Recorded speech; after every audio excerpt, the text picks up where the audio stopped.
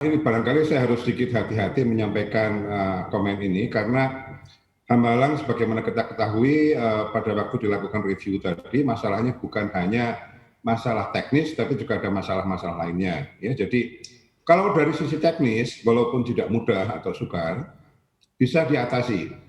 Istilahnya itu memang masalahnya cukup serius ya, baik mengenai potensi kelongsoran karena ada tanah lapisan clay shale-nya, kemudian mengenai sumber air yang harus dikelola dengan baik, dan kemudian juga nanti potensi dari kebutuhan airnya kalau memang pusat studi olahraga tadi akan beroperasi, akan memerlukan dukungan yang cukup banyak yang pada kesimpulan kami bersama dulu pada saat akhirnya itu belum sempat dipelajari sampai mendetail ya, jadi istilahnya itu bagaimana pelaksanaannya sebagai macam itu masih perlu dipelajari lebih lanjut untuk misalnya kemudian didefinisikan sarana-sarana saja sarana apa saja yang akan diselesaikan intern dan sarana saja apa saja yang harus outsourcing. Nah, itu masih belum diputuskan sampai ke sana.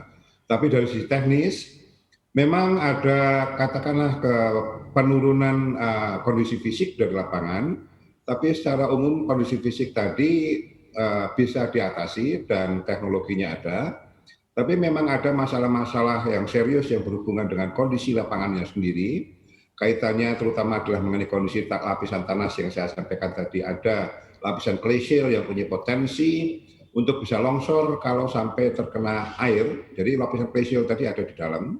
Tapi kalau sudah sampai air masuk ke dalam lapisan situ, dia akan menjadi sangat rawan, ya, sehingga dia bisa menimbulkan atau memudahkan terjadinya proses kelongsoran. Nah, di samping itu juga potensi dari air sendiri untuk wilayah itu kalau saya tidak salah ingat itu perlu kita kita kelola dengan lebih baik agar cukup untuk melayani kebutuhan baik pusat olahraga ini maupun lingkungannya.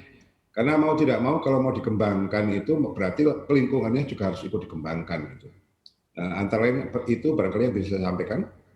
Silakan. Baik, kalau untuk strukturnya sendiri Pak Derajat seperti apa Anda melihatnya? Karena kalau kita lihat di gambar-gambar yang ada kan memang banyak sekali di sini besi-besi yang terbengkalai. Apakah untuk strukturnya sendiri ini masih aman dan masih bisa dilanjutkan, Pak?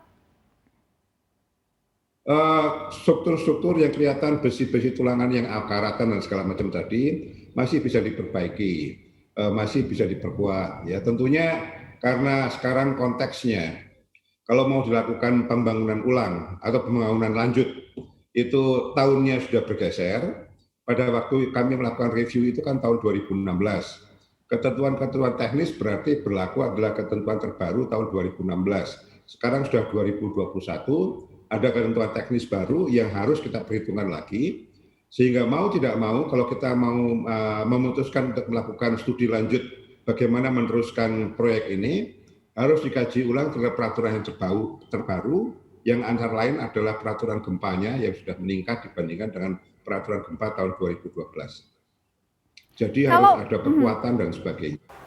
Nah, bagi Anda yang ingin mengikuti berita ekonomi dan juga bisnis, jangan lupa untuk install CNBC Indonesia di App Store dan juga di Play Store.